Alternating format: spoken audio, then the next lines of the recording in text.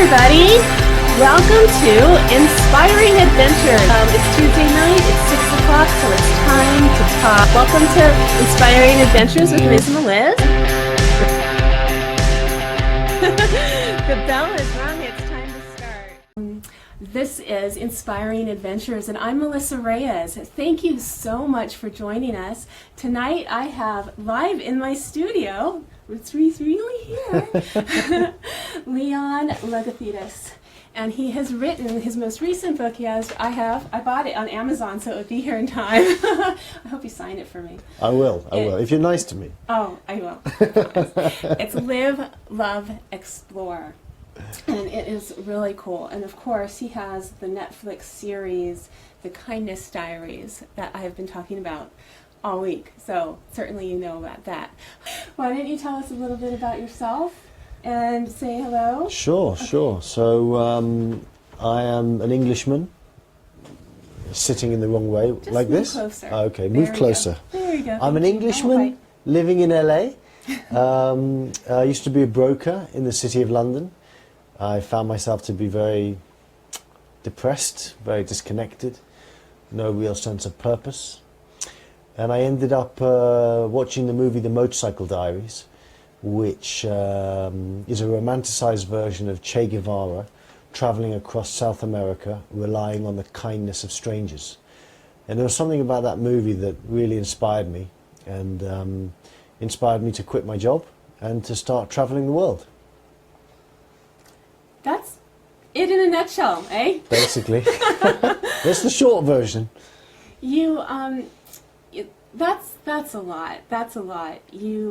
I think you talk a little bit about it in the beginning of this book too, and how you called your mom, and you said, can you help me decide what I should do? What was that like? Yeah, I mean, I was kind of hoping that she would give me the answers, but she just told me to do what I felt was in my heart, and that's what I did. And that's what you did, because we're brought up to not talk about the kindness things, the things that we do for others. And I know, like where I work, and even now it's Lent, and we're talking about doing extra things for Lent and not to really boast about it. But then it's a time where we need to stop doing that. We need to talk about what we're doing and help other people and spread kindness, because the world needs to hear it.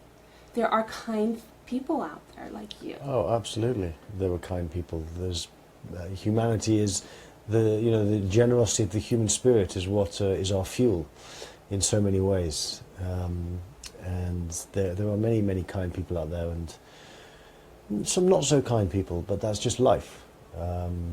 I find that the majority of people are kind. The majority of people have a sense of decency. The majority of people have a sense of compassion and a sense of empathy for others. And it's not that difficult to find them if we look.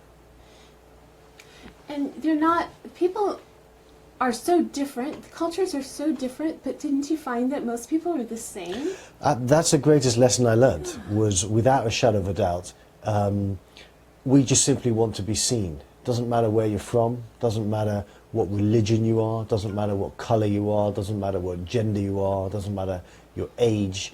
Ultimately, we just want to be seen. We just want to be heard, we just want to be loved, and it's universal. That's why people like kindness, because it's universal. It's a universal human trait in so many ways. Well, you saw some hard things that were difficult. We were having dinner with my family, and thank you so much for coming and spending some time with us. We just wanted to do something nice for you, and what I do is cook. And so we forced Leon to sit down and eat with our crazy family and our cats.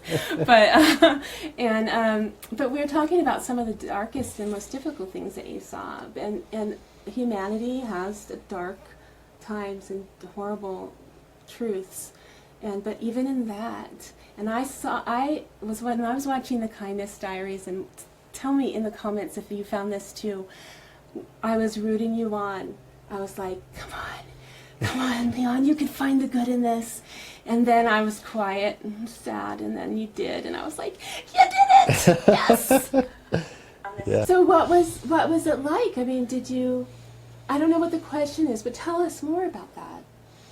Well, look, I always say that travel is the school of life, and you go out into the world and you get an amazing education. You go out into the world, and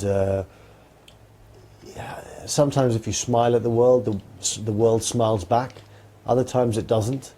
But for example, I went to Auschwitz. It's one thing to watch it on a movie. It's another thing to actually walk through the camp. You're part of living history, and it changes you, it touches you, it horrifies you, but you become a better human being for it. On the Kindness Diaries, I went to the killing fields in Cambodia, and some of the things that happened in that place were just horrifying. Yet so many people now are working to be together, and it's there, the killing fields are there to remind us what we can do and how we should never go back there again. I know that humanity's been saying that for generations, but it's a very important thing. It's so true. As I was watching you in that, I don't know what to call it, memorial that they had, where they had, I think, what were they throwing on those bones? The bracelets? Yes, okay. The bracelets. I don't want to, spoiler alert for anybody who hasn't seen that, please forgive me, but you'll see it and you'll know what we're talking about. It was a really incredible sight, and I've never experienced seeing that in any way, but it reminded me of a movie that I once saw, a documentary called Paper Clips. Have you ever heard of that? I've never seen it, but I've heard of it. You've heard of that? So there's this documentary that they made where somebody was able to get one of those train cars that they would take the people to Auschwitz for, that where they would, be gassed. They were going to the gas chamber, and so they were able to get that, and they wanted to fill it with something to represent how many people died, and they used paper clips. And they had to get more than one because that's how many people were killed, that they filled an entire train car with paper clips. Okay, so I get the chills thinking about it. And that's somewhere, where you can go visit in a museum, and there was this documentary about it. And so I got the chills, and when those were on remains though. I mean, you were looking at remains. How did you choose the places that you went to for all these places? Some of the places were random, some of the places weren't. For example, Bhutan has a thing called gross national happiness, where they determine the success of the country by the happiness of the people. And that was somewhere, since it was the Kindness Diaries, I wanted to go there for sure. Cambodia, Vietnam were places where I had to get visas, so I needed to go there. Many places in Europe, you don't need a visa, so it was kind of random that I ended up there. Montenegro, Kosovo, Bosnia. They weren't places that I kind of, had a pre-plan to do. Some were random, some weren't. And not obviously, but you did have an experience similar when in London, the £5-a-day thing. So kind of, this type of adventure has been building in your lifetime, and so I, having been building my own adventures, thought about it when I was looking at it, thinking, how does somebody come up with this? So how long has it been a seed in your brain, and how long have you been working? It's a great question. As a kid, I had a sense of adventure. I always wanted to get myself into trouble and be a little bit naughty. And I had this imagination that took me to these crazy places. And I always wanted to go out into the world. And after I quit my job, it kind of gave me permission to actually make it real. The first journey I did was I hitchhiked across America on $5 a day from Times Square to the Hollywood sign. Okay. I also did it in England on £5 a day.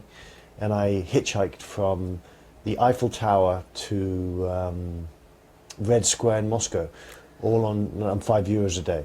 So I just was this adventurous kid, and then I felt like I was in a box. After that? No, Okay, as a I was kid like, I thought I was in a box. Okay.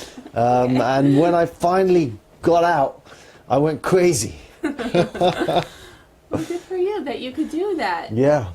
Well, okay, so you've done all of this. Over 90 countries you visited Yes. at this point, met so many people, and now a Netflix series, a new book, an amazing new book that we're going to talk about some more. But what do you have, what is it doing now? What are you planning to do next? I'm actually doing a speaking tour where I'm going to be going from LA to New York, starting on March 27th until the middle of May. And basically, it's the Kindness Diaries speaking tour, so it's pretty much free. I'm waiving my speaking fees, and I'm waiving all my expenses. And I'm going to schools, primarily schools. I'll do colleges. I'll do some businesses if needs be. But I just want to go out and share this message with as many people as I can. Have you scheduled that already, or is that in the works? No, you can still be part of it if you want. Okay, because before we finish up, I want to show you the video from the school where I work. Okay. We've been watching the Kindness Diaries at lunchtime. I Oh, work wow. in campus ministry, and I let the students come into we have sofas, and they play games, and they eat their lunch in there. And I'm a big softie. I let them bring the food in, and they play in there. They have an hour lunch.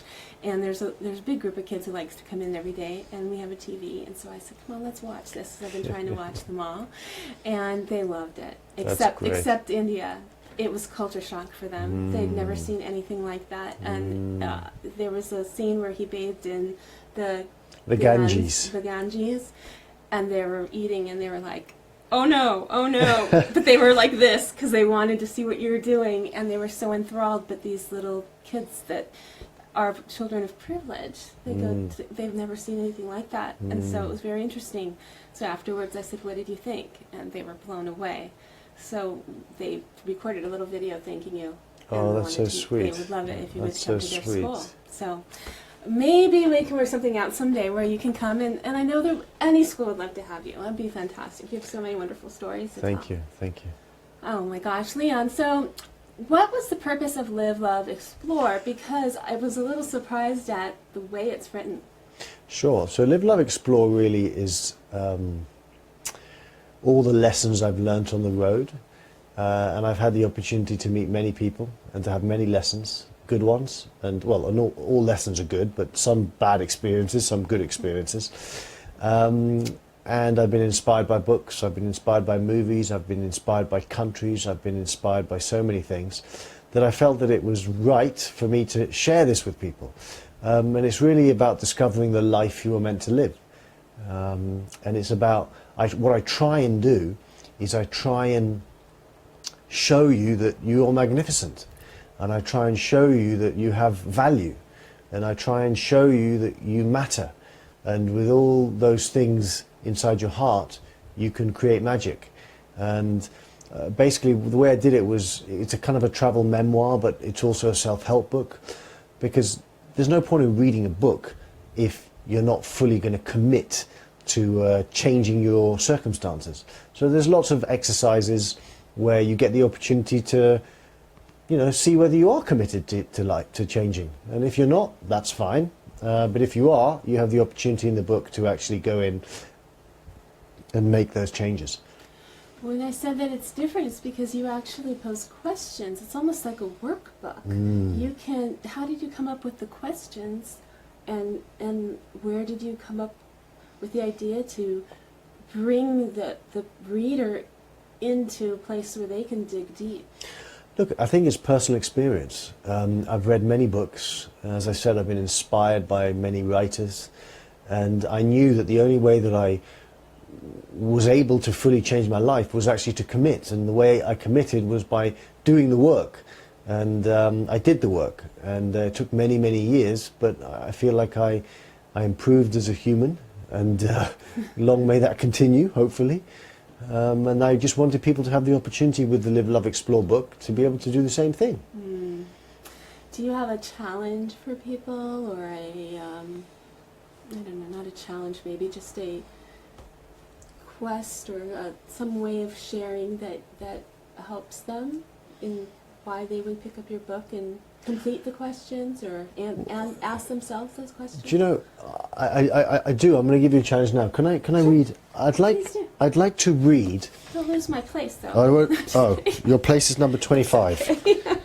25. So the challenge for me, really, and for you, is I'm going to read you the first 2 paragraphs of the book.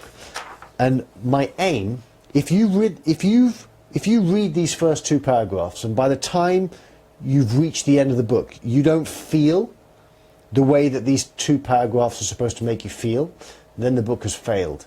So I'm going to read them to you. I was tired of living someone else's life. Since childhood, I had been told what to do, how to act, who to be. I had been instructed through other people's expectations, their demands, even their unspoken judgment, that the only way to be happy was to become a carbon copy of the people around me. And for many years I was okay following in their footsteps. I was okay showing up to my office job, wearing the suit, playing the role. But that was the thing. I was playing a role. I wasn't actually being my truest self. I was tired of living someone else's life.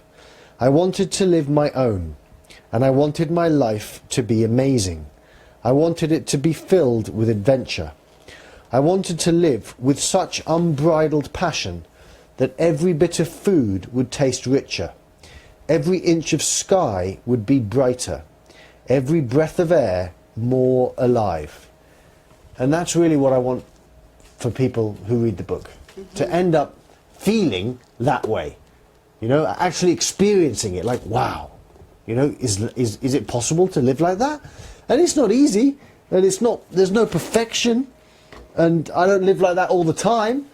But that's the aim, those first 2 paragraphs. And I always tell people, they say, "Would I like your book?" I say, look, if you don't like the first 2 paragraphs, don't read the book. So if none of you like the first 2 paragraphs, there's no point, don't buy the book, because that's my aim, is to get you to that place. Well, I love it. I love it. I did love it when I first read that first chapter and kept reading. And I have to say, it's very powerful. It's Thank very you. good. Everybody should want to feel that, I think. But although I don't believe in shoulds, we shouldn't, you know, but you know, it's energizing. And then who doesn't want to be energized? Who was the most inspiring person that you met? So the most inspiring person that I met on the Kindness Diaries was a homeless chap called Tony. He was a man who had nothing on the outside, yet he had so much on the inside. And I ended up staying the night with him. He protected me, he fed me, he gave me some clothes, and he taught me that true wealth is not in our wallets, but it's in our hearts.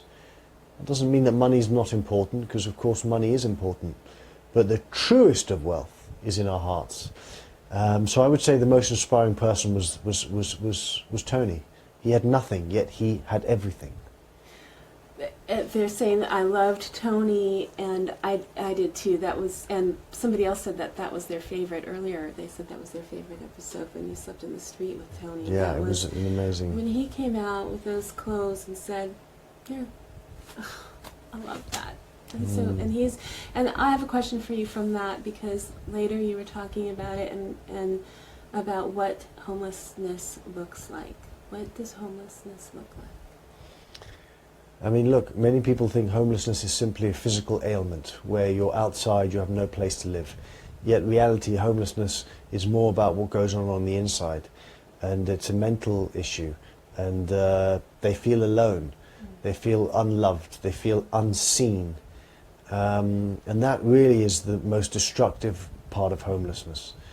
You know, I only stayed in the streets for 10 hours. This chap was there for I don't know how many years, and so many millions of people around the world live that way. When I was in India, literally there were whole families, this isn't an exaggeration, there are whole families sleeping on the sidewalk. Thousands of them. And generations of families too. Yeah. Yes. It's just incredible. So sad. What's your daily rituals? Do you have daily rituals? Are you a mindful person? Do you have I some meditate every practices? day. I go to the steam room and sauna every day. Do you go to that Russian bath? Or what was that bathhouse that you Oh went God, to? no! That was God. They beat me there. Oh, They're that not, didn't no, happen. it wasn't like that.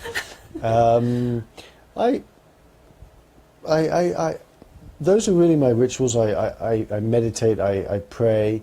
I just do things to keep myself grounded as much as I can.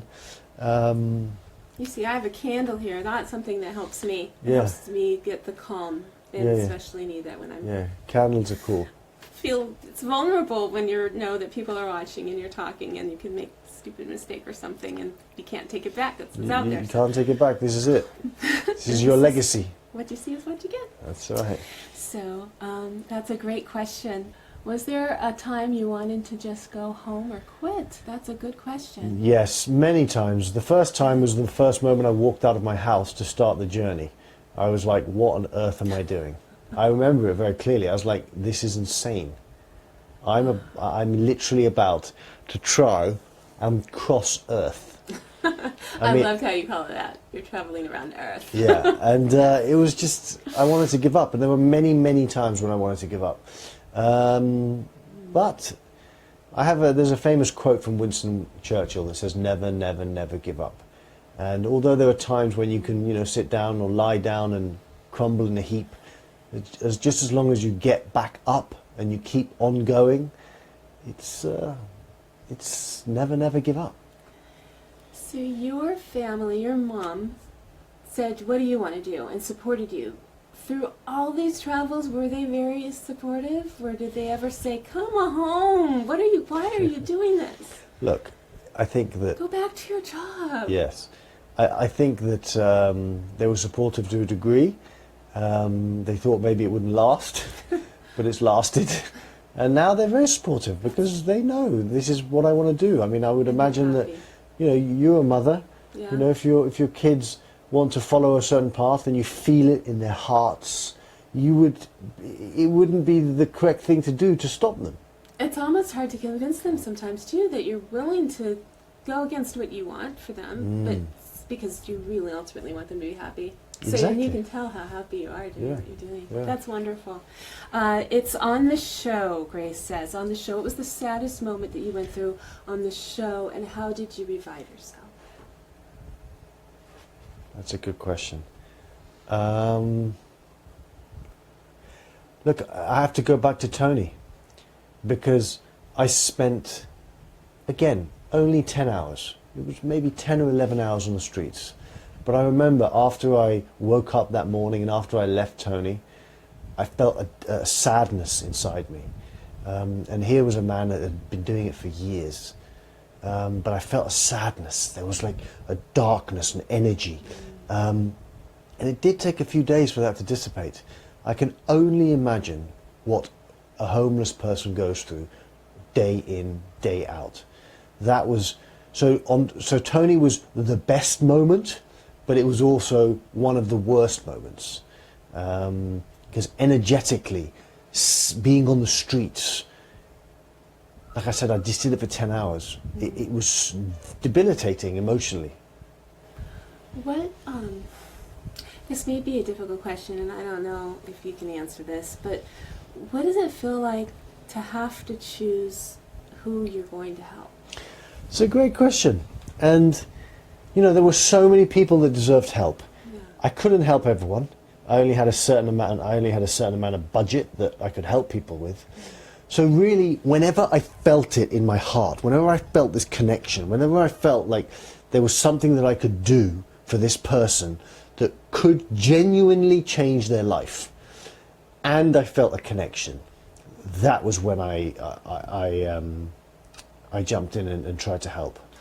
A lot of times you said, we decided, like you did. Sure. Did you always discuss it with the crew? Yes, I or did. Did you ever just say, I'm going to help you, and then go back and go, is that okay with you guys? Yeah. Look, ultimately, it was my decision, but I did discuss it with the crew.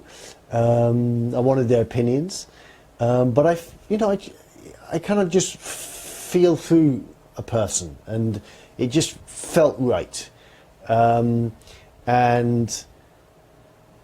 I just went with my gut. And yes, I sometimes asked them, what do you think? And they would tell me. And if they thought what I was saying was wrong, I would listen. And if I felt I was wrong, I changed my mind. If I felt I was right, I just kept on going. Did the crew stay where you stayed, or did they have accommodations? Yeah, the crew had hotels. Okay, So, for I figured that, but Yeah. somebody asked me to ask Yeah. you. 'Cause they're No, like, it's what did a they do? very important question. So the crew had hotels, and basically, again, going back to the Tony, you'll see that we filmed a lot of it. So we filmed me lying down, we filmed my discussions with Tony, but then the crew left. So if you read the book, you'll see that the opening of the book wasn't in the Kindness Diaries, the show, because the crew weren't there. I was there with Tony, and I had this moment with Tony and a friend of his that was quite scary, but it wasn't filmed because there was no camera crew. And so after you went on that journey, you came back and wrote the Kindness Diaries, the book. Yes. So that's not this book, everybody. There's another book.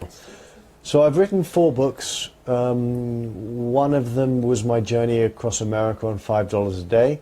One of them was the Kindness Diaries. One of them was this one, Live, Love, Explore. And another one, which was for sale only online, was called the Mojo Diaries, where I took a car from London to Mongolia. I fed him just before we came on. Yes. Sorry, that was probably not the best idea. You fed me very well. Okay. I travelled from London to Mongolia in a beat-up car, and that was called the Mojo Diaries. Interesting. That's great. And how long ago did you start writing? I started writing, my first book was, if my memory serves me correct, came out in 2011. Did you always want to be a writer? Did you just kind of write journals That is and a great- then that- publish them? That's a great question, because I never realised this until my uncle, he called me up and he said, you know what, Leon, I have a letter from you when I was 9, when you were 9, and it's like, Dear Uncle Stell, I am writing this to you, I'm paraphrasing because I can't remember what it was. I'm writing this to you because one day I'm going to be the greatest writer in the world. Thank you and goodbye, or something like that. So And I couldn't apparently remember that. You did know Yeah, you wanted to I had write. no idea about that, and he just told me that. Huh. It's kind of cool. That is kind of cool. Yeah. Are your books self-published or indie published, or I know this one's a Reader's Digest? Yeah, 2 of them were Reader's Digest, and one of them was with an independent publisher. Terrific. Yeah. You're doing such a great job. So Thank you. happy for you. Thank you. And really, really remarkable. And because you're helping people, that's even better. I try. It really is. How did you end up with a Netflix series? It's a great idea. It's a great question. So basically, I went out and did the show without having sold it, and then we sold it internationally to Travel Channel, to A&E, but it was all international, and we'd sold it It's to really a big in the travel world. Your books are Yeah. considered travel journals. absolutely, So- and we ended up selling it to a channel in America, but not a particularly big one. But then Netflix heard about it, and that's really how it started. Netflix found out about it, and they went from there. Absolutely. I think Netflix is really, I'm really happy that Netflix does such a range of Yeah. media, entertainment, and just good stuff. Really good. I was really happy when I found out that was available and so So easy was to I. access. Well, yeah. And it's so nice to see people who are going out of their way to call attention to these people who need help, and we're able to help them. And Look, no, I'm not done with travelling. I don't think I ever will be. No. Is there another series in the future? Yeah, I'm working on a show where I'm going to go around the world in an electric car. So we'll see what happens with that. that sounds really good. That Yeah. sounds really good. And what's the Go Be Kind? Go Be Kind is a campaign where I went onto the streets of America and met random people and gave them $1,000, and it was kind of a way to spark others just simply to go be kind. You don't have to go and give $1,000 to someone. You can go and give of yourself to someone. You can smile at someone. You can, come from your heart and share your stories with someone. You can see someone. It's not about money. It's not about yellow motorbikes. It's about how you show up in the world. That's right. Anything. Just help spread the word. Yeah. Okay. If you have any other questions, please put them in. It has been, there's just so much more to tell you about. Leon, I don't know what else to say. You're fantastic.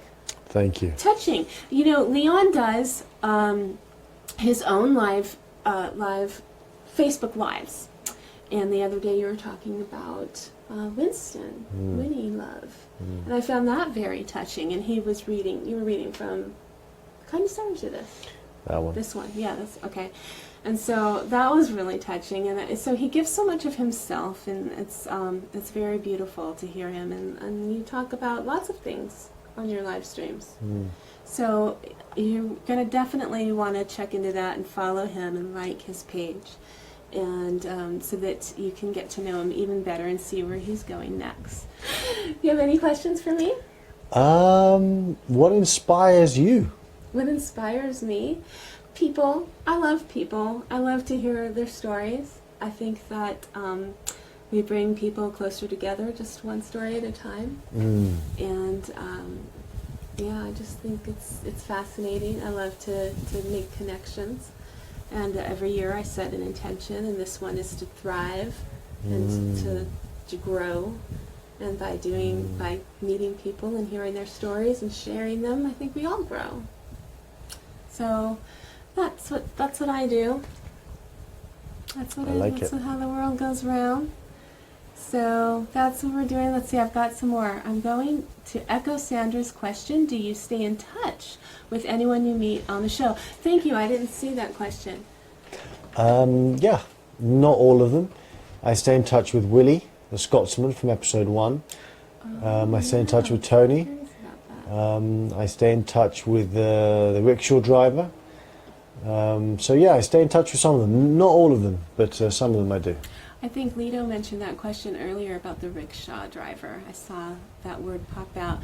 Forgive me, because I have to use my Superwoman X-ray eyes to be able to read your comments from across the room. But so far, not too bad. You're both such giving people, so inspired. Oh, thank you. That's Maria Humphreys. She's a chakra Diana teacher. Have you ever done that type of meditation? No. Me either, but I'm going to learn. Just see, I meet people, sometimes in person and sometimes online, and everybody has something special that they share, and I learned so many wonderful things.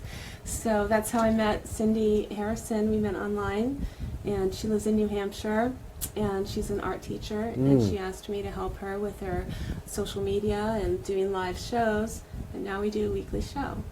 And then we met a few times in person, and we're best friends.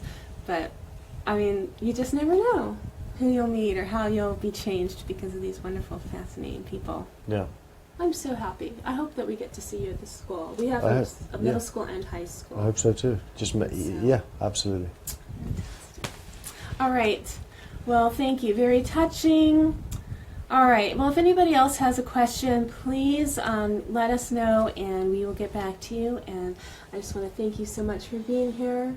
Thank you for dinner. Oh, well, you're welcome. We have some dessert for you. Beautiful. Okay, good. We have some macarons and some vanilla ice cream and whatever you like. And we want to take some pictures. Wonderful. And get you to sign the book. Of course. Okay, thank you.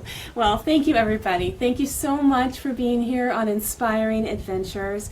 Please join me tomorrow night. I'll have Eric Triplett, the pond digger from...